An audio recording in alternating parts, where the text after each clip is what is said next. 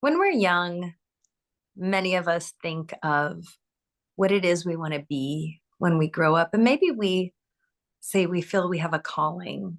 And some of those callings might be I feel called to work with people, I feel called to teach, I feel called to work with animals, I feel called to work outside. But I'm pretty sure nobody ever thinks I feel called to change dirty diapers or to clean up vomit or to be stressed out 24/7. But the reality is, when we feel called to care for someone else, whether that's as a parent, as a caregiver for a spouse, a child, anyone, we're being called to put someone else's needs, well being above our own. That's a sacred calling. When we choose to live that out, we're choosing to lay ourselves aside every day and put someone else's needs above our own. When my children were very little, I remember realizing this. The days were long and hard, and I was tired all the time. And I remember realizing that I had a choice to make.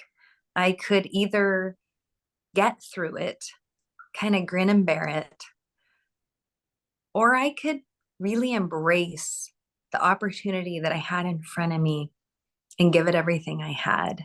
Now, there's a temptation when you're caring for someone to start to feel sorry for yourself because the job is hard and you can get bitter and resentful and angry.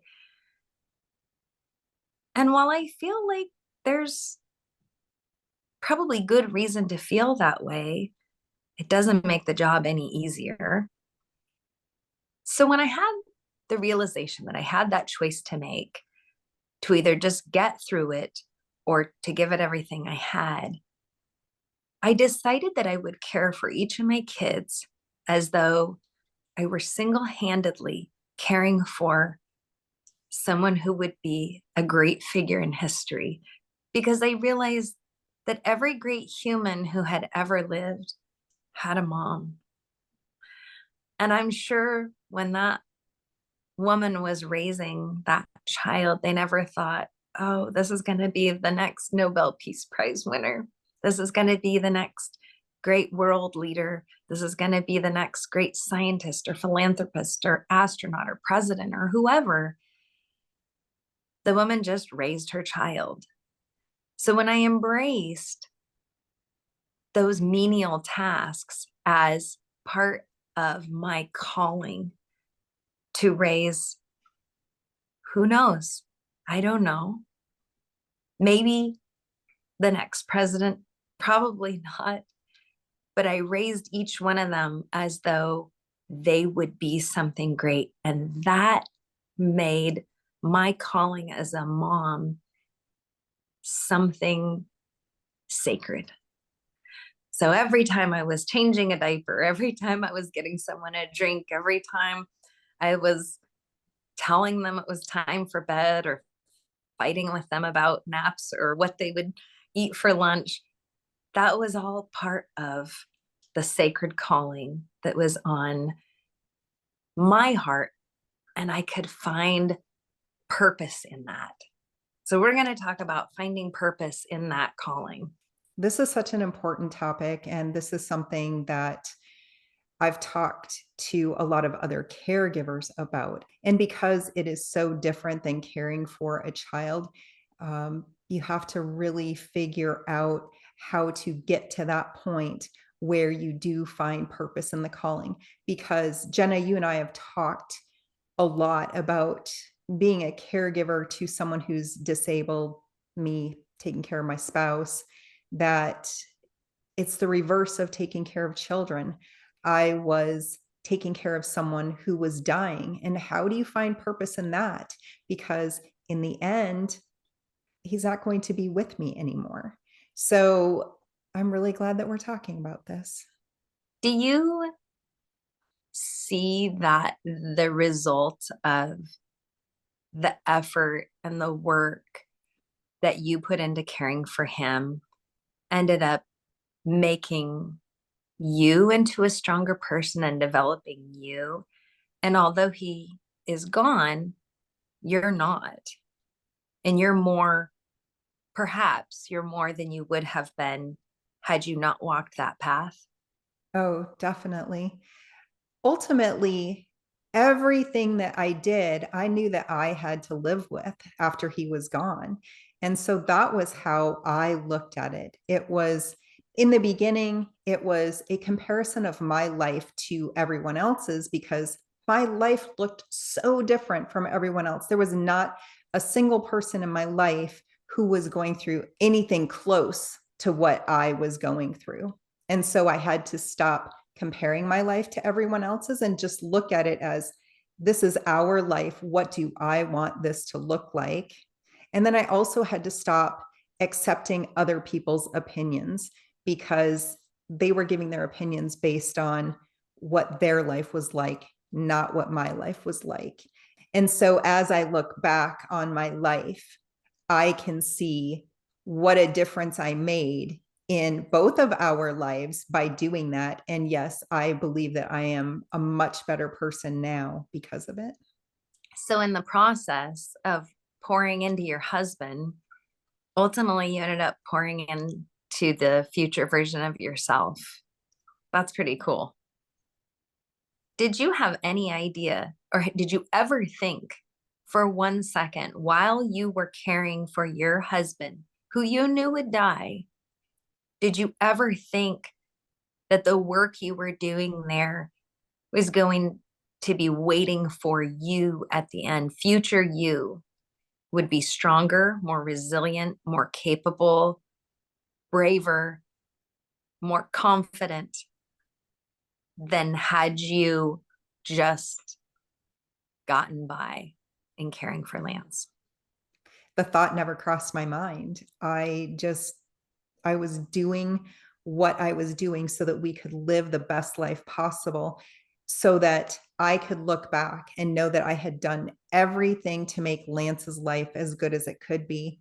It wasn't about me at the time, it was about him. And now I see the benefit to me now. There's so much more that I can do because of all the things that I did then, and because of the attitude that I carried through all the years that I cared for him. That's what I am hearing, is that's the point, is that your purpose was to make your life with him and his life with you as great as it could be. And in doing that, knowing that you would reach the other side with as few regrets or no regrets. I think that's a choice. I think regret is a choice, but there's always things we can look back and think like, oh, here's what I learned from that situation. Here's what I might have done differently. Here's how I'll do that differently going forward. Um, but you knew that was your purpose, is to get to that place, whether you realized it or not. I think subconsciously you knew it was getting to the other side of that with no regrets and knowing that you had done everything you could, whether you knew what that would produce in you going forward or the benefit that that would give you going forward. That was your purpose. Let's make these years we have together as fantastic as they can be. And I'm going to pour every last ounce of me into this calling. And being a caregiver isn't something that I think anybody thinks. I want to take care of my disabled spouse. I want to take care of someone who is sick for the rest of their life. That's not generally something that people are called to. I mean, there are nurses and there are all kinds of people who take care of others as caregivers in a part-time role, but full-time for the rest of your life or the rest of your loved one's life.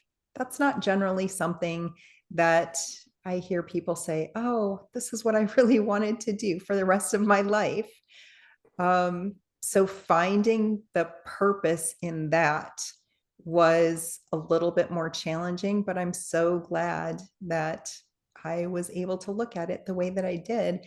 And I can imagine, never having had children, I can just imagine what it was like being a parent and finding your purpose and really putting everything you had into that. And I've just always been so impressed by the way that you raised your children and how well your children have turned out because of that.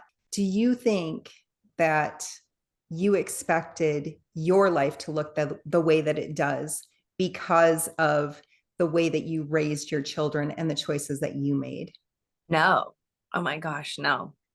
I if I'm really honest, I didn't really have expectation for my kids, for my life, what it would look like, but it carried a big weight.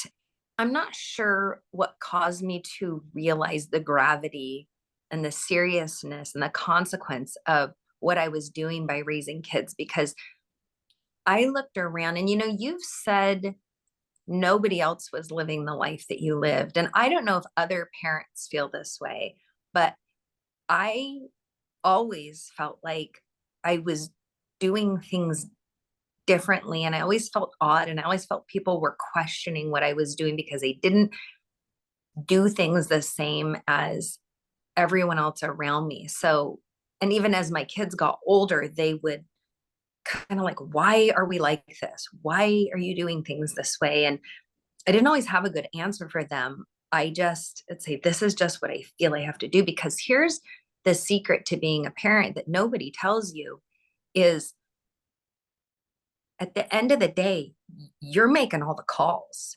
And so how your child turns out in some respect has a lot to do with the choices that you made for that child. And you are not going to get every single one of them right.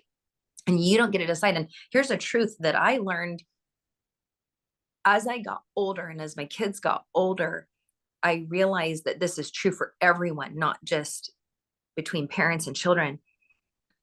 You don't get to decide when something you say or do hits someone in a way that sticks with them forever and changes their perspective and who they are moving forward. And they don't get to decide when something that someone else says or does hits them in a way that changes them or alters their path going forward. And so I knew that with my kids, that I could just be going along on my day to day and say something.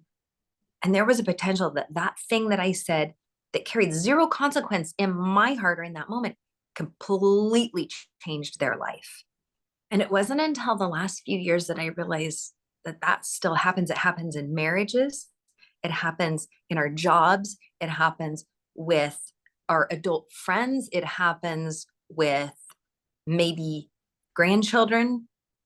Well, and it happened with me while I was caring for Lance. I realized that um, as his dementia progressed and his memory loss got worse, that he didn't necessarily remember what I said. In fact, he almost never remembered what I said, but he was left with this feeling.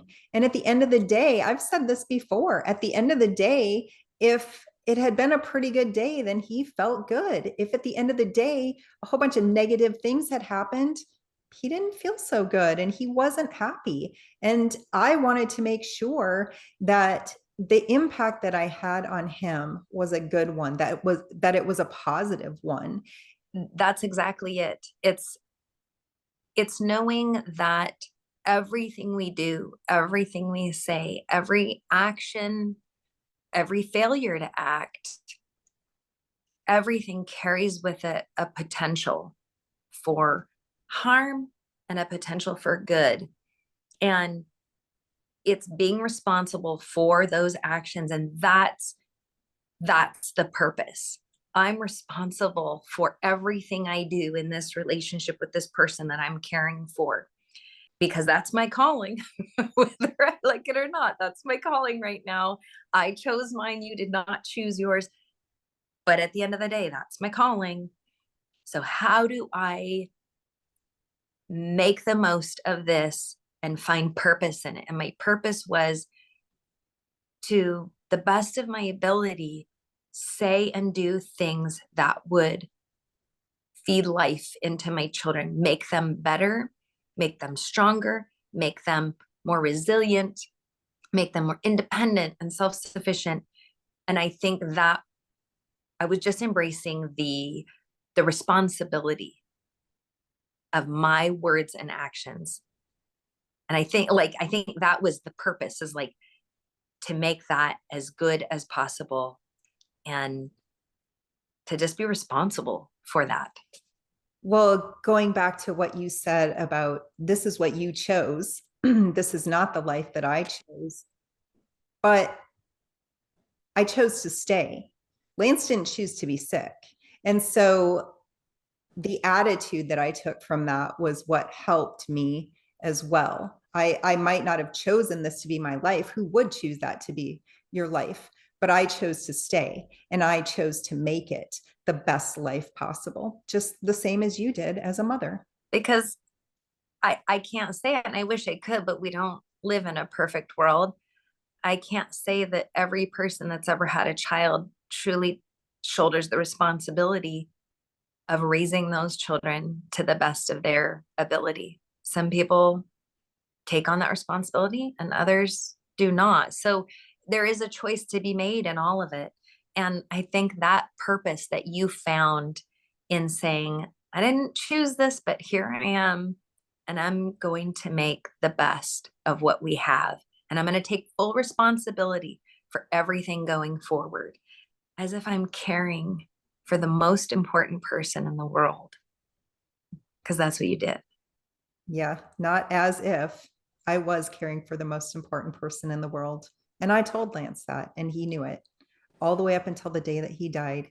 He knew that he was the most important person in my world. I love that so much.